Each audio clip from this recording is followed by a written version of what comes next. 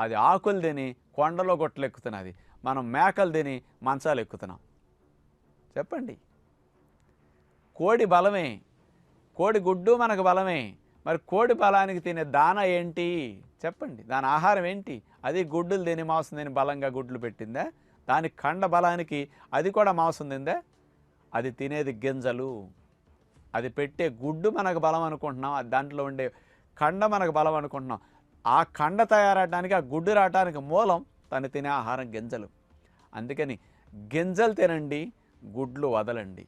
మేకలు మాంసాలు మానండి, పప్పులు విత్తనాలు నానబెట్టిని బాగా తినండి. ఆరోగ్యానికి ఆరోగ్యం, బలానికి బలం. Zero cholesterol diets. Non vegetarian products అన్నీ కొలెస్ట్రాల్. యానిమల్ ప్రొడక్ట్స్ అన్నీ కొలెస్ట్రాల్. గుర్తుపెట్టుకోండి. ప్లాంట్ ప్రొడక్ట్స్ అన్నీ జీరో కొలెస్ట్రాల్. ఇప్పుడు చెప్పిన జీడిపప్పు, బాదం పప్పు, కొబ్బరి, నువ్వులు,